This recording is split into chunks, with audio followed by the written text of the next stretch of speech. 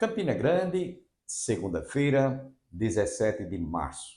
Que bom nos reencontrarmos nesse início de dia, começo de semana, para a realização de mais um programa Opção para a Vida.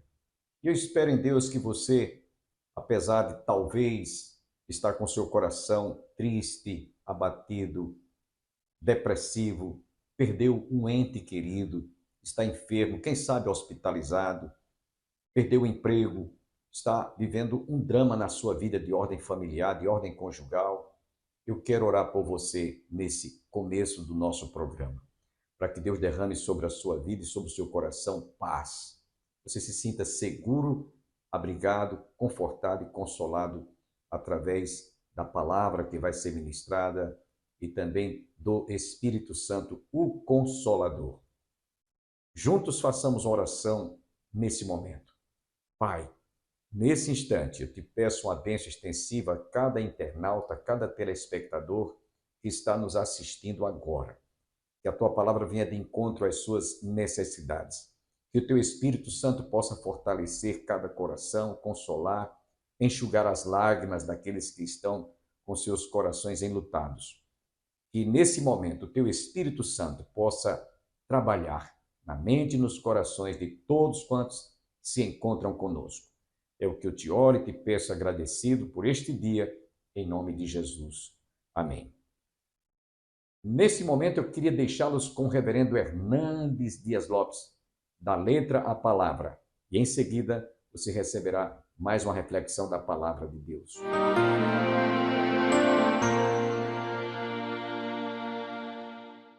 Cada fase da vida tem o seu encanto e a sua importância. A infância, a adolescência, a juventude, a fase adulta e até mesmo a velhice. Hoje eu quero conversar um pouco com você sobre a adolescência, esta fase tão bonita e empolgante da vida.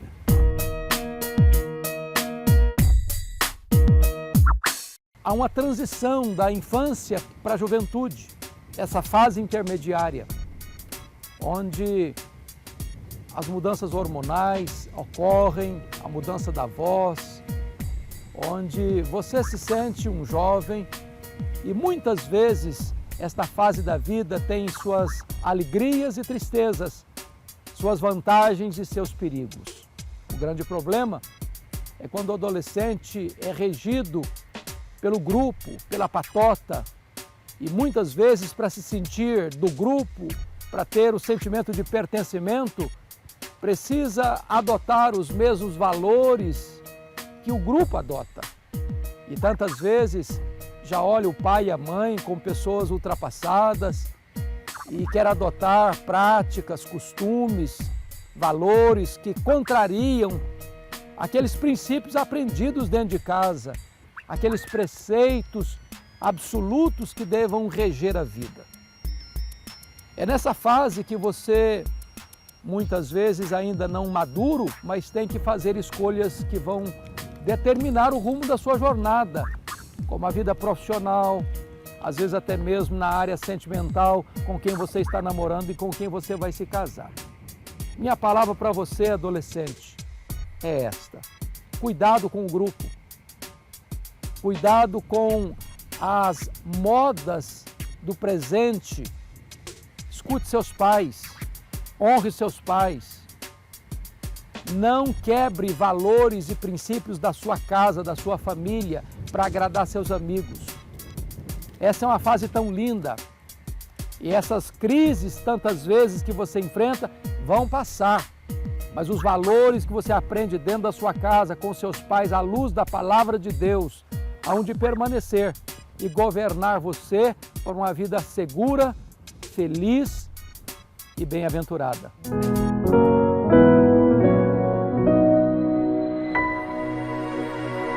Porque o pecado da desobediência, da rebelião, é comparado ao pecado da feitiçaria e da idolatria. E era exatamente isso que o povo estava fazendo. Por isso que a palavra de Deus foi dura, conforme vemos aqui no versículo 6. Porque eu quero misericórdia e não sacrifícios, e o conhecimento de Deus mais do que holocaustos. E a gente, irmão, sabe do resto da história. O rei Saul poupou o rei Agag. Esse rei Agag, ele gerou filhos.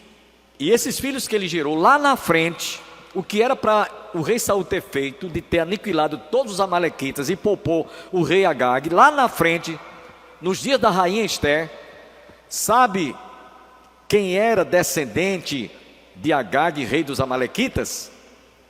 Amã. E o que foi que Amã planejou? Destruir todos os judeus, matar todos os israelitas. Ele fez até uma forca para Mardoqueu, que era tio da rainha Ester. Mas depois que a rainha Ester descobriu toda a trama, porque Deus não ia de maneira nenhuma permitir que o seu povo fosse destruído, ficou claro que o que Israel era para ter feito através do rei Saul, em destruir todos os amalequitas, lá na frente, uma semente que ficou no caso do rei Agag, o Agagita, por pouco Israel não foi destruído. Vocês entenderam aqui? Está claro? Então, quando Deus mandava destruir, era para destruir mesmo. No versículo 7, o Senhor ainda falou através de Oséias: mas eles traspassaram o concerto com Adão, eles se portaram aleivosamente contra mim. Essa palavra, meus irmãos, aleivosamente, que Oséias usa aqui, e que o Senhor falou ao coração do profeta, está falando de fraudes. Eles quebraram a minha aliança, ou seja,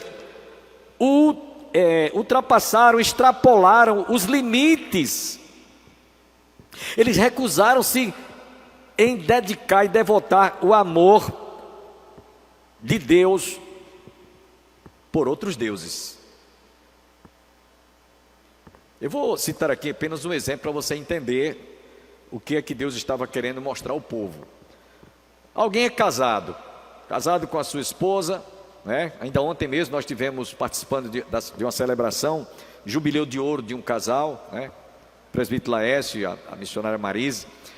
E eles chegaram a celebrar bodas de ouro, 50 anos de relacionamento conjugal, de vida matrimonial, de um casal feliz e abençoado, que constituiu uma família, e hoje estão felizes. E eles estavam dizendo, se a gente pudesse, ia começar tudo de novo. Agora vocês imaginem um exemplo como esse que eu estou dando, de outro casal, que às vezes o marido se relaciona com uma outra mulher, ou a mulher se relaciona com um outro homem. Então quebra a comunhão, quebra a aliança, porque a prostituição, a promiscuidade, o adultério, a fornicação, muitas vezes foi o instrumento que destruiu aquela família, aquele lar. Então ele está usando esse termo aqui, lembrando o que Adão fez lá no Éden. Por isso que ele diz, mas eles traspassaram o concerto como Adão. E Adão não desobedeceu? Desobedeceu. O Senhor disse, olha, coma de todo o fruto da árvore que há no jardim, de toda a árvore do conhecimento do bem e do mal, dela não comerás, porque certamente no dia em que dela comerdes, certamente morrerás. E ele desobedeceu, ele quebrou aquele pacto. Então ele traiu, né? Ele trouxe maldição não só sobre ele, mas sobre toda a sua geração e sobre toda a humanidade. No versículo 8, nós encontramos o Senhor citando o nome de algumas cidades aqui, que eu quero falar sobre elas. No versículo 8 ele diz, Gileade é a cidade dos que praticam, no verso 6, aliás, verso 8, desculpe, verso 8, porque Gileade é a cidade dos que praticam a iniquidade, calcada de sangue. Havia 6 cidades em todo o território de Israel, que elas serviam como cidade refúgio. Por exemplo, irmão Manuel, se alguém tirasse a vida de uma outra pessoa involuntariamente, não houve intenção de matar, não houve intenção de tirar a vida do cidadão, então havia essas 6 cidades, e uma delas era essa cidade aqui do verso 8, a cidade de Gileade, em que o que causou a morte daquela pessoa, ele poderia se refugiar numa dessas 6 cidades. Uma delas era Gileade. Ele não podia sair da cidade, ele ficava enquanto existisse, morando ali, para que os familiares do falecido não fossem tomar vingança. Se eles fossem naquela cidade, chamada Cidade de Refúgio, e tentassem atentar contra a vida, ele seria réu de morte, porque foi tirar a vida de uma pessoa que involuntariamente tirou a vida de um parente, de um ente querido. E aí, por isso, ele não nenhum membro da família tinha o direito, tinha autorização para entrar na cidade para tirar a vida daquele, o autor da morte involuntária. Por isso que havia essa cidade. E Gileade era uma delas. Agora, veja bem o que aqui aconteceu. Por causa do povo ter se afastado de Deus, por causa do povo ter se distanciado do Senhor, a cidade de Gileade, que antes era uma cidade de refúgio, então passou a ser uma cidade de sangue. Por quê?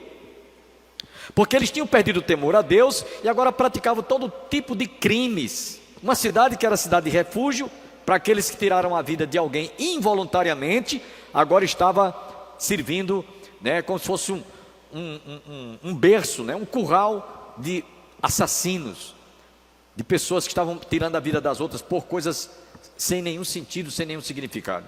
Não que exista sentido ou significado para se tirar a vida do próximo. Se a cidade de Gileade era para acolher aqueles que tiraram a vida de alguém involuntariamente, então agora essa cidade se tornou uma cidade habitada por muitos criminosos. No versículo 9: como hordas de salteadores que espreitam alguém, assim é a companhia dos sacerdotes que matam ao caminho para Siquém. Sim, eles têm praticado abominações. Siquém era uma outra cidade também de refúgio. Estão entendendo? Está entendendo, irmã Alta? Não só Gileade, mas também Siquém era uma cidade de refúgio. Porém, lá nessa cidade estavam praticando coisas abomináveis. Essa cidade, embora fosse uma cidade de refúgio, os moradores estavam se comportando como a gente, aqui no Brasil, a gente conhece quadrilhas de ladrões. Não tem quadrilhas de ladrões?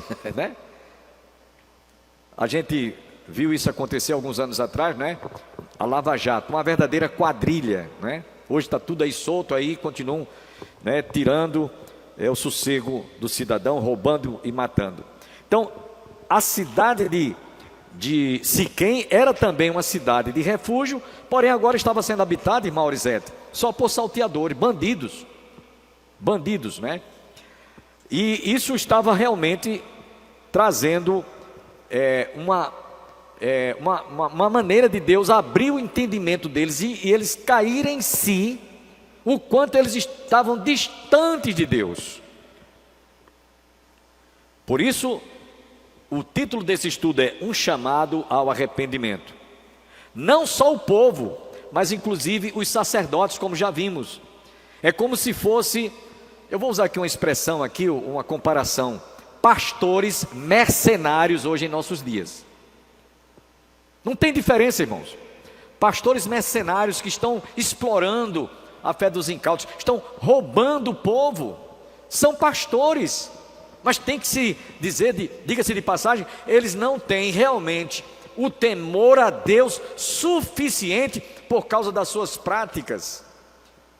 Então não há diferença, como a gente sabe, encontramos vez por outra determinados líderes que são verdadeiros mercenários, mau caráter, tendo um comportamento de péssima reputação. Eu acho que vocês devem estar lembrados, algum tempo atrás, tivemos um crime bárbaro, muitos crimes nessa área. Aqui no Brasil mesmo teve aquele crime da Flor de Lis, que tirou a vida do marido. E essa mulher se dizia cristã, evangélica, líder de louvor na casa do Senhor. Imagine, isso não procede de Deus, irmãos. A gente tem que fazer a distinção. A gente tem que fazer uma diferença realmente entre aqueles que estão vivendo uma vida dissolutamente, pervertidamente, voltada para o pecado, sem nenhum compromisso com a verdade, sem nenhum compromisso com Deus, sem nenhum compromisso quanto ao amor de Deus, sem nenhum compromisso quanto à fidelidade a Deus. Então, esse era o problema que estava existindo naqueles dias do profeta Oséias. Em Siquém havia inclusive um importante centro de culto, de adoração, desde os tempos dos patriarcas, Abraão, Isaac e Jacó, mas agora eles estavam correndo para adorar a outros deuses nesse lugar, que antes adorava-se somente e unicamente a Deus. Havia, portanto, muitos tipos de deuses que eram adorados lá em Siquém. No versículo 10, estamos já quase terminando, no versículo 10, o Senhor ainda fala através de Oséias: vejo uma coisa horrenda na casa de Israel. Ali está a prostituição de Efraim. Israel é contaminado, que causa horrenda. Olha essa expressão, horrenda, são essas coisas. E aí eu pergunto, que coisas horrendas são essas, irmãos? Eles se prostituíram com os ídolos através da infidelidade religiosa. Então, um dos pecados que Deus mais abomina é a prostituição e a idolatria. Por isso que lá, conforme citamos a experiência do rei Saul, o pecado da desobediência é comparado ao pecado da feitiçaria e da prostituição, e da idolatria. Portanto, irmãos, o texto que estamos lendo aqui, trazendo como meditação, é como se o Senhor estivesse fazendo uma lamentação nesse versículo 11. Também para ti, ó Judá, foi assinada uma ceifa quando eu remover o cativeiro do meu povo. Ele usa aqui uma outra metáfora, a ceifa. Porque a ceifa era o lugar, era o momento em que os plantadores, os agricultores iam colher, iam colher o que eles haviam semeado. E agora eles estavam colhendo tudo aquilo que eles haviam desprezado. É como diz um ditado popular: aquilo que o homem semear, isso ele ceifará. Esse adágio popular que todos citam, quem planta vento, colhe tempestade. Então o povo estava colhendo aquilo que haviam plantado por haverem desprezado o Senhor. Aí eu quero terminar, irmãos, já estamos fazendo as conclusões de nosso estudo, que é um curto, são poucos versículos. No livro do profeta Jeremias, capítulo 51, versículo 33, o Senhor diz assim: porque assim diz o Senhor dos exércitos, o Deus de Israel: a filha de Babilônia é como uma eira no tempo da debulha, ainda um pouco e tempo da sua cega lhe virá. Ou seja, o juízo não tardará chegar, como chegou para o povo quando foi levado para o exílio babilônico. Agora, irmãos, concluindo, eu quero citar alguns textos que parecem que isso sempre se repetiu no meio do povo de Israel. Sempre. Lá no livro do profeta Isaías, no capítulo 1, versículo de 11 a 18, eu vou ler esse texto. Nós encontramos o Senhor desabafando, o Senhor reclamando, o Senhor repreendendo aqueles que queriam agradar a Deus somente oferecendo sacrifício, mas as suas vidas estavam muito longe de uma comunhão íntima, de uma comunhão perfeita com Deus. Aí ele diz aqui, Isaías capítulo 1, verso 11 em diante: de que me serve a mim a multidão dos vossos sacrifícios, diz o Senhor? Já estou farto dos holocaustos de carneiros e de gorduras de animais nédios, e não folgo com o sangue de bezerros, nem de cordeiros, nem de bodes. Quando vindes para comparecerdes perante mim, quem requereu isso de vossas mãos, que viesseis pisar os meus átrios? Não tragais mais ofertas debalde, o incenso é para mim abominação. e também as festas de lua nova e os sábados e a convocação das congregações, não posso suportar diante dessa iniquidade, nem mesmo o ajuntamento solene. As vossas festas da lua nova e as vossas solenidades as aborreço, vos aborrece a minha alma, já me são pesadas, já estou cansado de as sofrer. Pelo que, quando estendeis as mãos, escondo de vós os meus olhos. Sim, quando multiplicais as vossas orações, não as ouço, porque as vossas mãos estão cheias de sangue. Verso 16: lavai-vos, purificai-vos, tirai a maldade de vossos atos de diante dos meus olhos, e cessai de fazer o mal. Aprendei a fazer o bem, praticai o que é reto, ajudai o oprimido, fazei justiça aos órfãos, tratai da causa das viúvas. Vinde então e arguí-me, diz o Senhor, ainda que os vossos pecados sejam vermelhos como escarlate, se tornarão brancos como a neve. Ainda que sejam vermelhos como o carmesim, se tornarão brancos como a lã. Então Deus repudia qualquer tipo de hipocrisia, de falsidade, de sofisma, de fingimento, de alguém que queira aparentemente demonstrar que está servindo a Deus, quando seu coração está longe. Eu queria ler ainda o que também encontramos no livro de Salmos 51, versículo 17. O salmista diz: os sacrifícios para Deus são o espírito quebrantado, e um coração quebrantado e espírito contrito não desprezarás, ó Deus. Amém, irmãos? No livro de Amós, ainda também no capítulo 5, versículos 21 e 23, estamos concluindo. Amós, capítulo 5, versículos 21 a 23.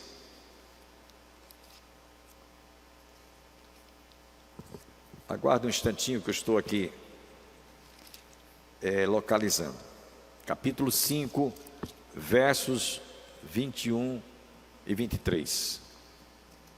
Deus diz a mesma coisa, porque parece que o povo, periodicamente, estavam cometendo este mesmo pecado, conforme vemos agora no livro de Amós 5, 21 a 23. Aborreço, desprezo as vossas festas e as vossas assembleias solenes, não me dão nenhum prazer. E ainda que me ofereçais holocaustos e festas de manjares, não me agradarei delas, nem atentarei para as ofertas pacíficas de vossos animais gordos. Afaste de mim o estrépito dos teus cânticos, porque não ouvirei as melodias dos teus instrumentos. Então, observe que em várias partes das Escrituras, nós encontramos Deus fazendo esse desabafo. Ele mostrando que não tinha como ouvir os estrépitos cânticos, os louvores que eles tentavam dedicar ou apresentar a Deus. No capítulo 6 também do livro de Miqueias, versículos 6 a 8, as mesmas palavras que eu citei e li para vocês anteriormente, versos 6 e 8. 6 a 8, com que me apresentarei ao Senhor e me inclinarei diante do Deus Altíssimo? Virei perante Ele com holocaustos, com bezerros de um ano? Agradar-se-á o Senhor de milhares de carneiros, de 10.000 ribeiros de azeite? Darei o meu primogênito pela minha transgressão, o fruto do meu ventre pelo pecado da minha alma? Ele te declarou, ó homem, o que é bom e o que é que o Senhor pede de ti, senão que pratiques a justiça, ames a beneficência e andes humildemente com o teu Deus. Então, meus irmãos, o estudo de hoje, pelo que vimos e aprendemos, foi uma tentativa de Deus mostrar ao povo o quanto eles precisavam de tomar uma atitude de arrependimento. E diante daquela hipocrisia que eles estavam vivendo, eles não poderiam em hipótese alguma, ter reconciliação com Deus. Finalmente, eu queria citar só este versículo último, e a gente depois estará orando, encerrando o culto desta noite. No livro de Joel, capítulo 3, versículo 13, o Senhor dá uma palavra também muito importante sobre este aspecto. Joel 3:13.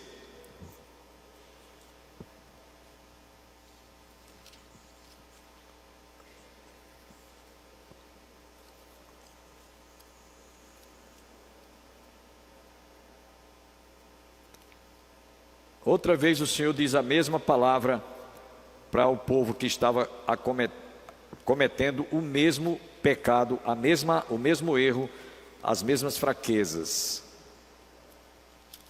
Joel 3:13.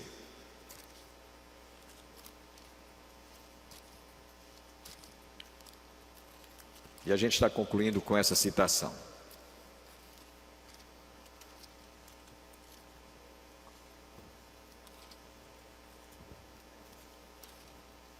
Esse versículo, ele traduz exatamente isso que nós estamos fazendo ou analisando nessa noite. Se alguém encontrou, pode ler, por favor.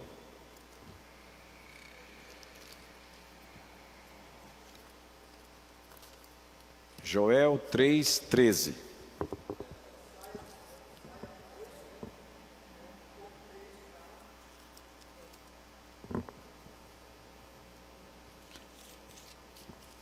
Pode ler, irmão.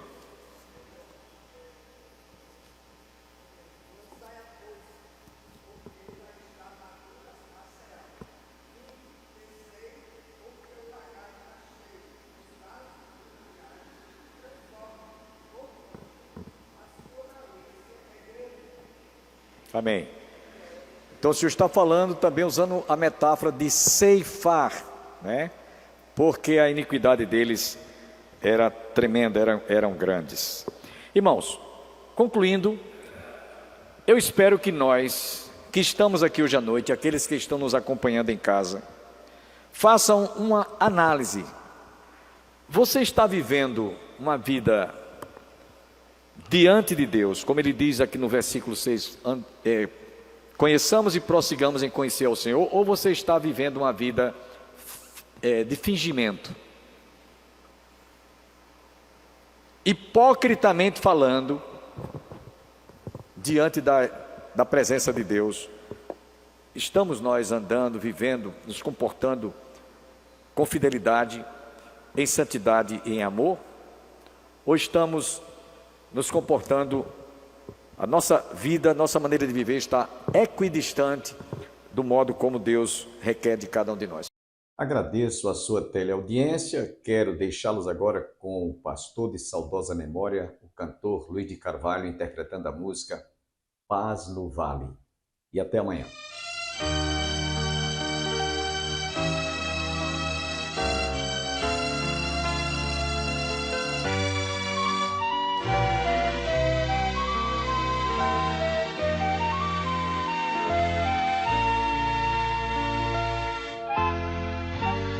Muy cansado estou, mas procuro, Senhor, dele é a voz que eu almejo ouvir.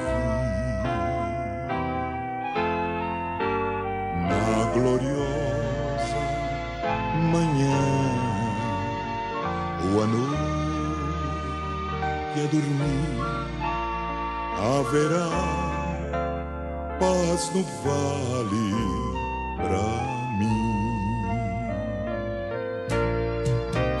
Haverá paz no vale pra mim, eu sei. Haverá paz no vale pra mim. Nem a sombra da noite ali eu verei. Haverá paz no vale pra mim.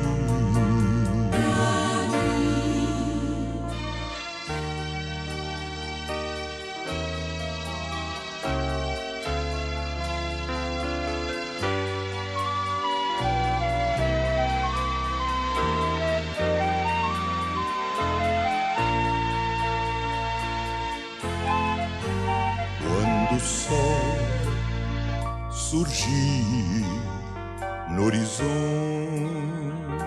além e mostrar todo o vale em flor,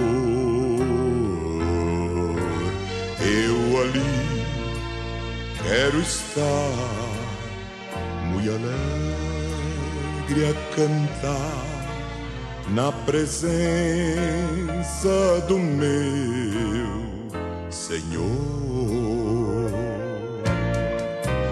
Haverá paz no vale pra mim, eu sei. Haverá paz no vale pra mim. Nem a sombra da noite ali eu verei. Haverá paz no vale pra mim. Haverá paz no vale pra mim.